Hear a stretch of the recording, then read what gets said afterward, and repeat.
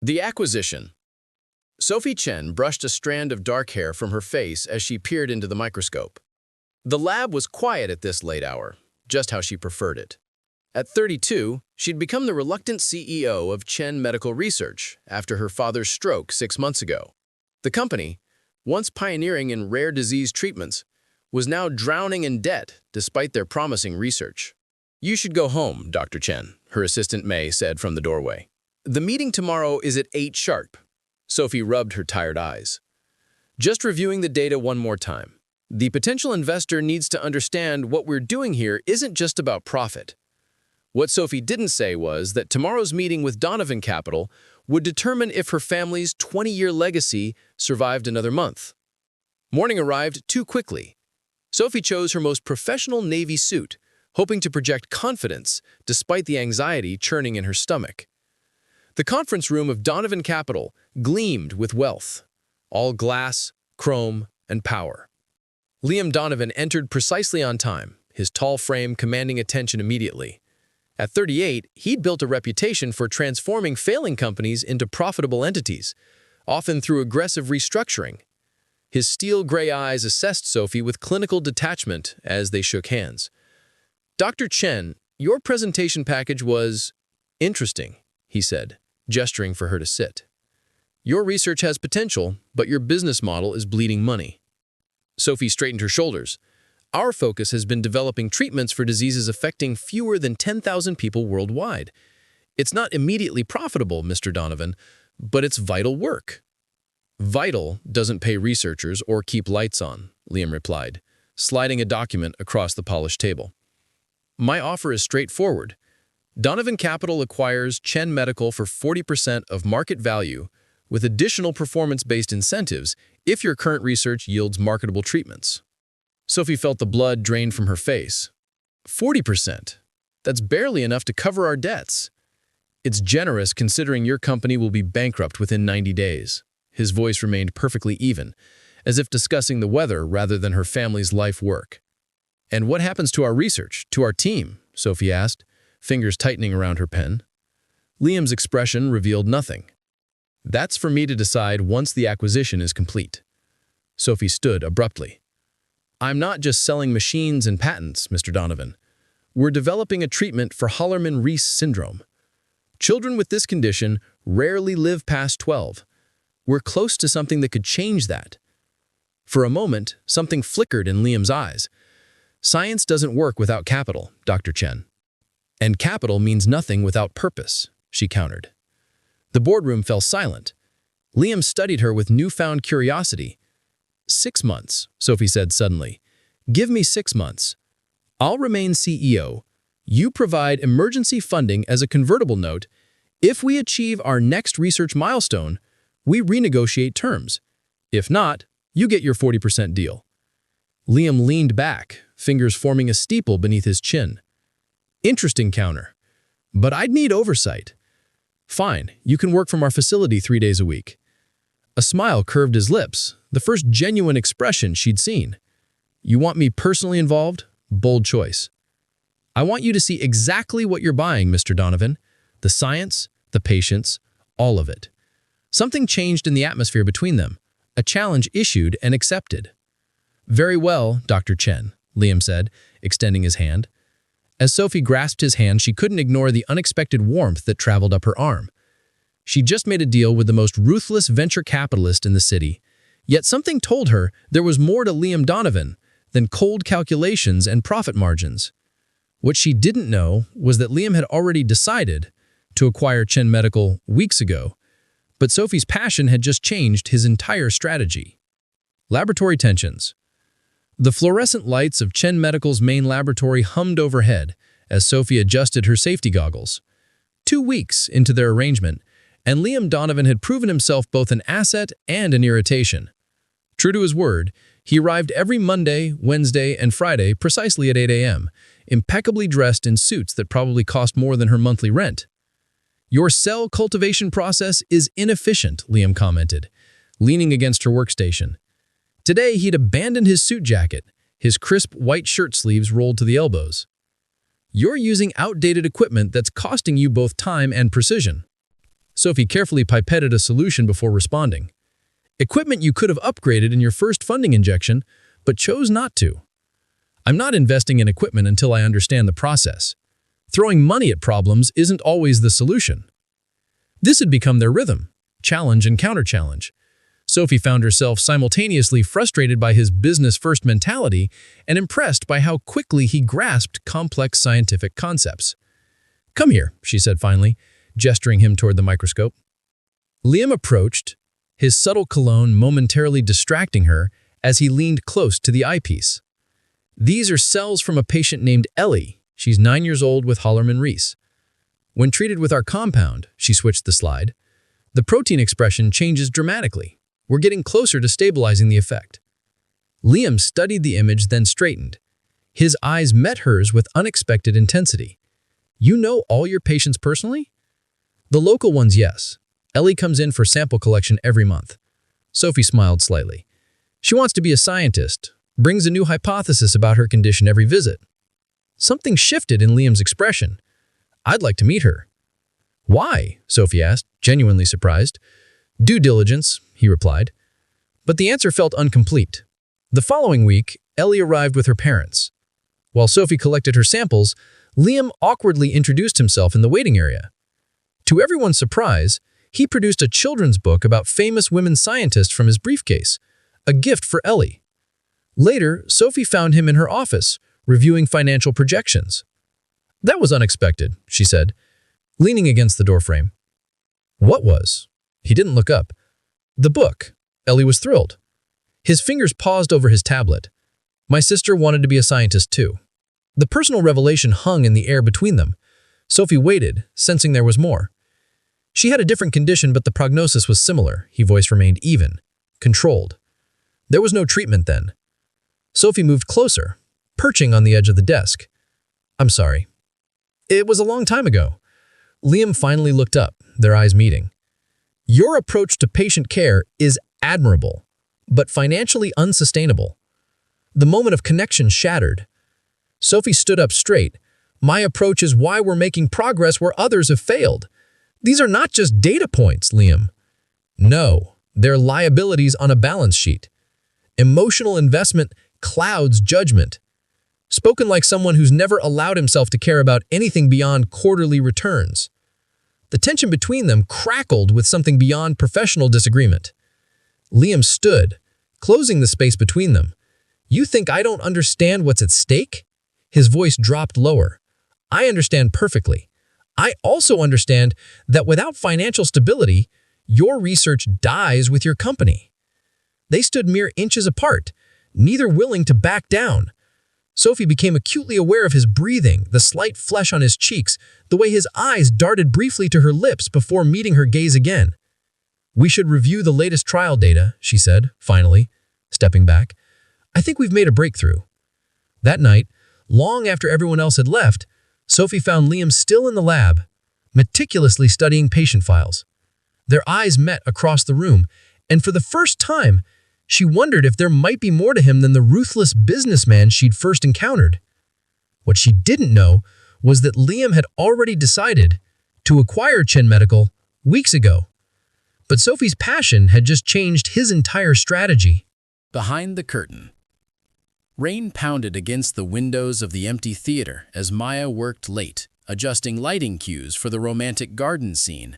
2 weeks before opening night, she'd taken to staying after hours, finding solace in the quiet. The sound of piano music drifted from the rehearsal room. Maya followed it, knowing exactly who she'd find. Aiden sat hunched over the keys, playing a melancholy melody she didn't recognize. "Your own composition?" she asked from the doorway. Aiden looked up, not startled. "Something I've been working on. Couldn't sleep." "It's beautiful," Maya admitted, entering the room despite her better judgment. Since their moment on stage last week, they'd maintained strictly professional interactions, the undercurrent of tension carefully ignored. "Rough day?" he asked, shifting on the bench to make room for her. Maya hesitated before sitting beside him. "The board's coming tomorrow. Everything needs to be perfect." Aiden nodded, his fingers still moving across the keys. "You push yourself too hard." says the man playing piano at midnight. A smile tugged at his lips. To say. They sat in companionable silence as he continued playing, the melody evolving into something warmer, less melancholy. Maya found herself relaxing, the day's stress melting away. "Why did you really come back to Camden?" she asked suddenly. "You could be working anywhere with your talent." Aiden's hands stilled on the keys. "My father got sick. Parkinson's. I came home to help my mom care for him." Maya hadn't expected such a personal answer. "I'm sorry, I didn't know. Not something I advertise." He resumed playing, softer now. "What about you? Regional theater circuit was always a stepping stone for you. You talked about Broadway, international productions." "Dreams change," she said simply. "Or get shelved because we're afraid," Aiden countered gently. Maya watched his hands move across the keys, strong and certain. "After Daniel left, I needed stability, something I could control." "The fiancé who couldn't handle your ambition?" She looked at him, surprised. "How did you—" Aiden admitted. "Jamie mentioned it. For what it's worth, he was a fool." A comfortable silence settled between them as the music continued, wrapping around them like a cocoon against the storm outside. For the first time in years, Maya felt the walls she'd carefully constructed begin to crack. "Tell me about your time with the symphony," she said, genuinely curious. Aiden laughed softly. Glamorous on paper, lonely in reality. As midnight became 1 a.m., then 2, they exchanged stories. His disastrous audition for a film scoring opportunity, her catastrophic first attempt at directing experimental theater. Laughter came easily, personal histories unfolding in the safety of the empty rehearsal room. "My biggest regret," Aiden said after a lull in conversation, "was leaving the university program, not because of the career opportunity, but because I was running from how I felt about someone." Maya's heart quickened. "Someone?" His eyes met hers, unguarded. "A talented, stubborn directing student who intimidated the hell out of me. I was too immature then to handle it." Understanding dawned slowly. "You weren't avoiding me back then." "Quite the opposite," Aiden admitted. "I was terrified of you, Maya-chan. Still am, sometimes." The confession hung between them, altering everything. Maya studied his face, seeing beyond the composer who challenged her professionally to the man who had carried her in his thoughts for years. "It's late," she whispered, suddenly aware of their proximity on the piano bench, knees touching. "What are we doing, Aiden?" she asked, voice barely audible. "I think we're finally being honest," he said softly, leaning closer. This time, there was no script to follow, no demonstration for actors, no pretense. When Aiden's lips met Maya's, gentle and questioning, Maya responded with an honesty that frightened her. His hands cradled her face as if she were something precious, the kiss deepening with years of unspoken longing. When they finally parted, breathless, reality began seeping back. Maya stood abruptly, gathering her scattered composure. "Opening night," she said, backing toward the door. "That's my priority right now. That has to be my focus." Aiden watched her retreat, understanding in his eyes. "I'm not going anywhere this time, Maya. When you're ready." She nodded once before disappearing into the darkened theater, her mind racing with possibilities she'd never allowed herself to imagine, and the terrifying prospect that everything she'd built could crumble if she made the wrong choice.